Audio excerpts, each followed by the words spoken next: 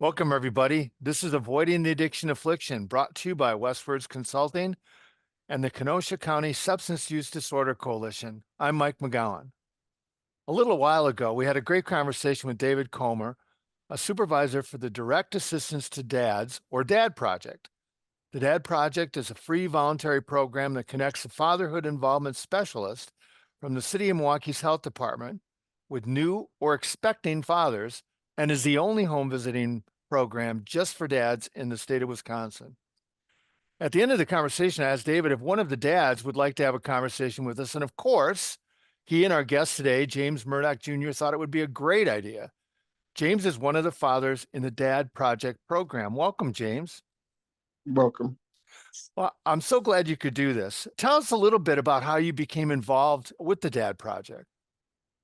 Well, to be honest, I was basically looking for a change in my life from being stressed out and from my struggle that I go through every year where I feel like I'm a failure at life. So me doing little researches on programs and looking for something to change that cycle. I was introduced to Tony Higgins, which is my caseworker, and he helped me by coming in, basically telling them what I was going through and basically giving me advice on, oh, you came to the great program.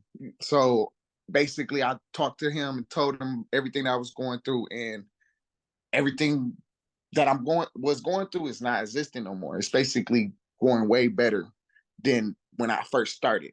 So Well, talk about that. What were some of the struggles you were going through? I was dealing with my mental health, as well as I was dealing with two kids being born. Well, there was two women that was pregnant at the same time, and I had to figure out, how am I supposed to do this? I feel like I was alone. So I'm like, man, I need somebody to help me, help me, help me. So for some reason, I don't remember how I got Tony Higgins' number, but I ended up with it, and it's like it's been part of my life since I was born. Like, it was meant for me to be a part of this program. So when I went there, I told them everything that I was dealing with two kids on the way.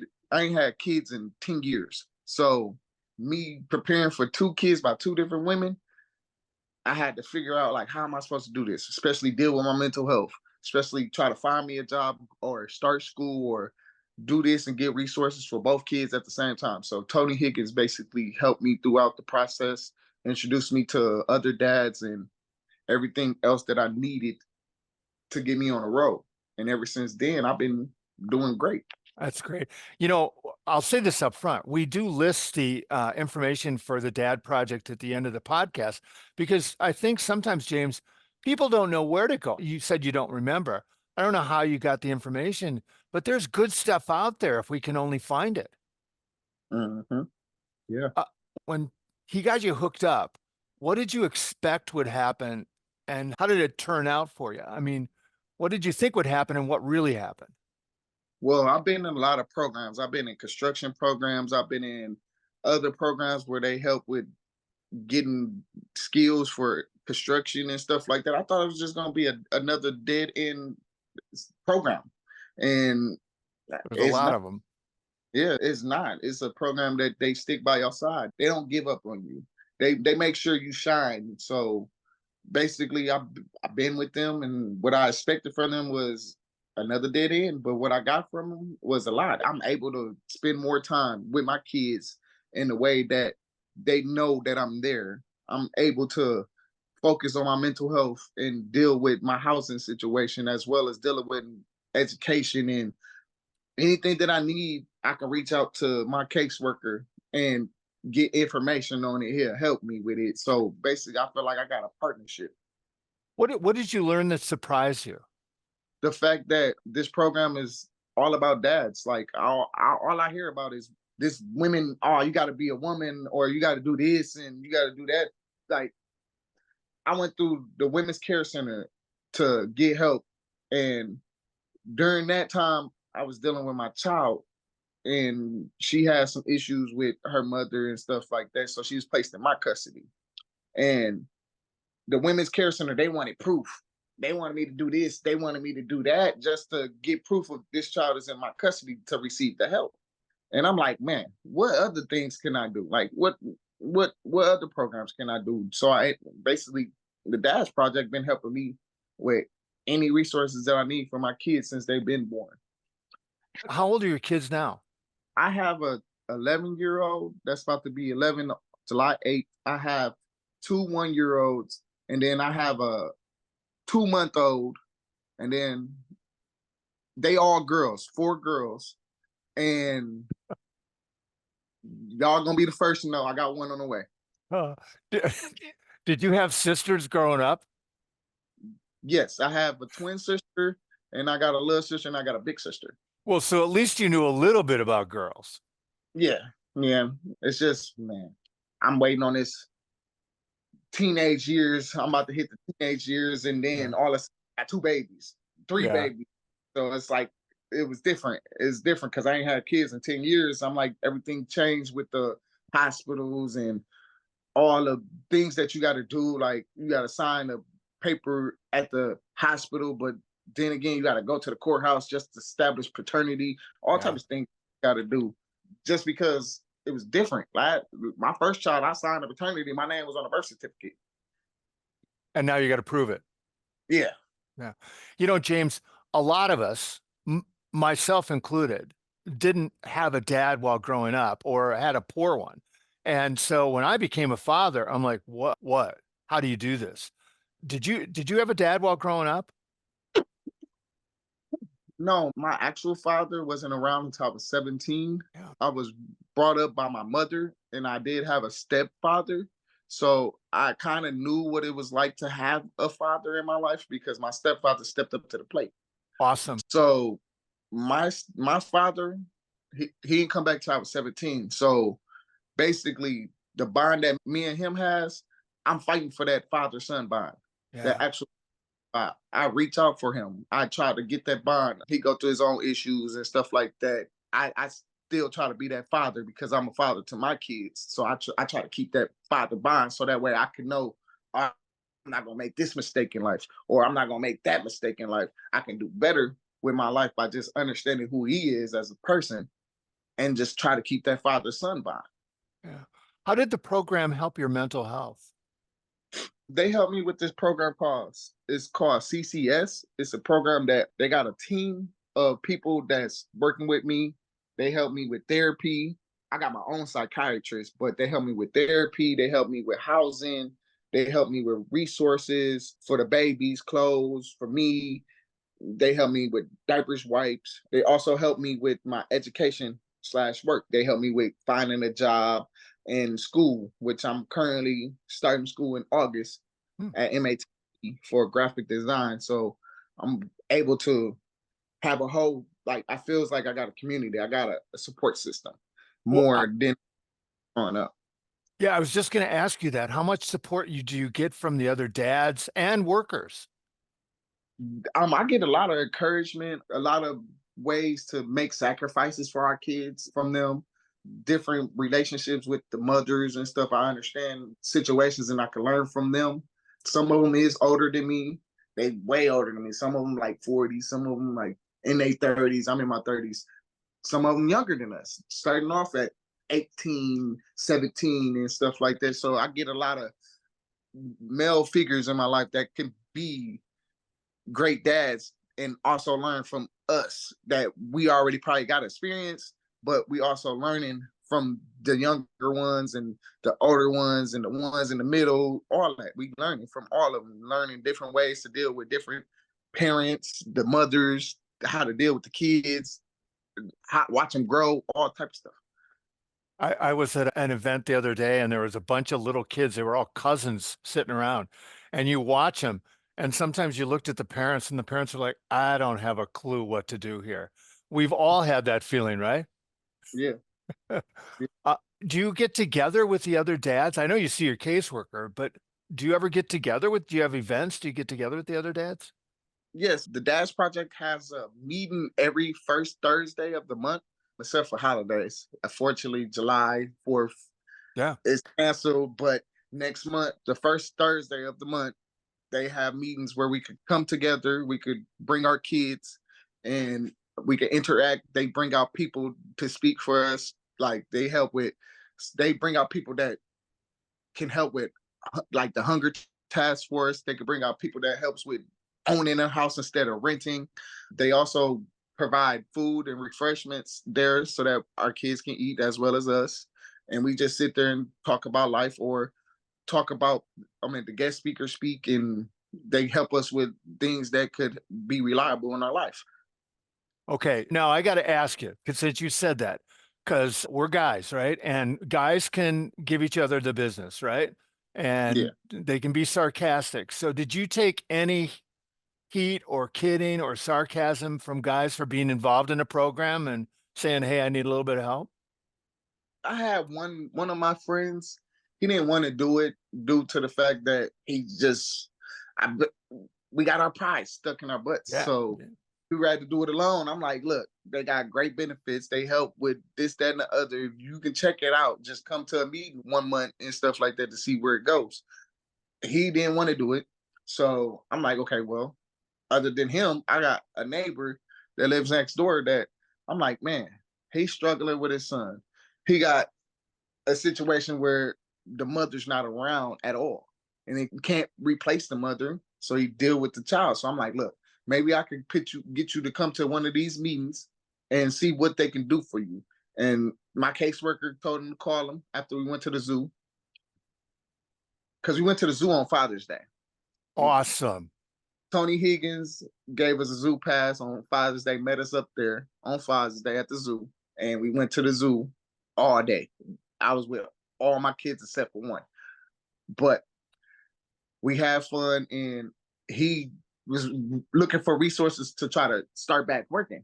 And I'm like, well, take my caseworker number down, call him tomorrow, and go from there. He's been busy ever since. I barely see him now. That's awesome. Wait, I want to make sure we get this. Are you telling me your caseworker met you on a Sunday Yes, at the zoo? at the zoo. Okay. See, that's incredible. That's awesome. That's awesome. You know, you said something about pride. I love that. Pride gets in the way, doesn't it? Yes. Why do we let it get in the way? Look at how good it can be if you don't. Yeah. Is it training? I think David mentioned that the thing that it's 0 to 3, I can't remember exactly, but after your kids um, get to a certain age, what happens then for you all in your support system? We still follow through. That's why we had the meetings every month so we can talk and see where everybody's standing and see how everything going in everybody's life. That's why we have those meetings every first of the month, so that way we can reconnect and see how things turning out for each other. Other I people think going through similar things? some people going through things where they having their first child, they don't know how to deal with it. Some people dealing with, like me, unfortunately, I'm dealing with two different mothers for two different kids that was born at the 2 months apart. So yeah, everybody dealing with their own little issues and own little things, but we come together to try to focus on how can we get out of that situation, how can we make things better, and how can we come as a community to help other dads to realize this program is for us. Did it change your perception of what being a dad is all about? Yes, it actually helped me become more active with my children. Like, I was stressed out, went to the mental hospital for an outpatient program and didn't know what to do. And I'm like, how am I supposed to take care of two kids? How am I supposed to get diapers from two different diapers for both babies? How am I supposed to feed them? How am I supposed to live in one household and not the other? And deal with my kids. So basically, the Dash Project basically helped me with being patient, having confidence in myself, and trying to better my future for my kids. And it kept me focused on, all right, I'm about to get this child and I get this other one. I keep them together and they gonna love me by just being there. And I think that is like basically a person. It's like being a human being. Like, it's natural instincts to, all right, I gotta take care of these girls, raise them to be queens. But how do I do that when I don't know how? Hmm. So that's why I reach out for help. I ask my own mother that raised me my whole life, like, look, I need help with this. I need help with that. She can give me all the advice I can get help because I got nothing but girls. So Yeah. Look, I know who to come to when my daughter start having that little thing and stuff come on and stuff like that every month. So yeah, I'm gonna send her right to my mama. And that's what I think. Like my girls always love me by just being there and supporting them, giving them encouragement and showing them that I'm trying my best to just be there and get y'all the things that y'all dreamed and love. You know, and what you just said, you turned and you faced distress. Some people run away from it. Hmm. And you faced it, and you probably know this. Every time you talk about your kids or mention them, you get a big smile on your face. Yeah, I love my babies. I love them. It's just so awesome. What are you looking forward to now? I'm looking forward to basically starting school in August. I'm going in school for graphic design. I'm looking forward to getting my house and stuff like that, so that way I can have my own house, so that way I can have my kids with Yeah. me without issues with the mothers, because I'm having an issue with one mother not trying to give me my child because of the relationship I'm in. And no matter the relationship I'm in, it's due to the fact that she don't like her. And I'm like, look, you can't you can't cancel my visits. I'm court ordered for my visits every weekend to get my daughter. And some weekends I do have my 2 1 year olds together. And I try to keep that bond so that way they can grow up with each other. They ain't seen each other in like 2 weeks. I just got my oldest 1 year old Saturday, even though it was a day late. I got her Saturday. My other daughter seen her sister and they hugged. They gave each other hugs. I'm like, oh my God, I wish I could have got it on picture, but it was just the moment that I was just seeing. I'm like, dude, these kids love each other. They really do. Cause ain't no way they wanted to hug each other. I had one in my arms and she seen her and I'm like, they had their hands. I'm like, yeah. And then I put them close and they hugged each other and kissed each other on the cheek. Can you imagine those two half sisters when they're 2 and 3 and 4 years old? Yes, they're gonna be trouble. Well, yeah, for you, they're gonna love each other though. What would you tell other dads of young children about the importance of dads? I would tell them that basically being there and trying to show your kids that you are there is more than not being there. It's a better chance that they can live a successful life and be brought up right by just being there and being involved. Like it would help with these kids as a community if we step up as fathers to be there for our kids instead of letting somebody else raise our kids. It's harder for the mother to raise them by themselves. It takes more than just the mother and the father. From my perspective, it takes more than a father and a mother to raise a child. It takes a community to raise a child. So I basically want other dads to know that this is a great program, that if you come here, they can help you with any and everything. They might not be able to help you after day one, but over time, they will be able to help you and get you to the position where you know that you know that you're in a good position to be there for your kids instead of doing something that you ain't supposed to do, or doing things that can harm your life or put your kids in a position where they can't see their father. I think it's best to basically step up as a father, step up as a dad to be there. That's awesome. And you're paying it forward, James. You know, you're doing this. You've mentioned just in this conversation, talking to 2 or 3 other men about the program. So, you know, that's the way information gets out, right? Yes. Amazing. I'm so glad you took the time to do this with us today. And I wanted to focus on the program because we focus a lot on little subgroups, and there are groups that are underserved. And you Yes. mentioned it. You mentioned it when you went through the court system. And so we greatly appreciate it and all of your sharing and being a dad several times Yeah. over. For those of you who are listening, there is information about the Dad Project. Now we go all over the world with this podcast. So just because you're not in Wisconsin or a city of Milwaukee doesn't mean you can't duplicate what we just saw here if your community Mm. doesn't have a program like this. It's incredibly successful, which is why we put the links in there. Until then, until we talk to you again, we hope that you're able to listen again. We hope that you all stay safe and be involved in your kids' life.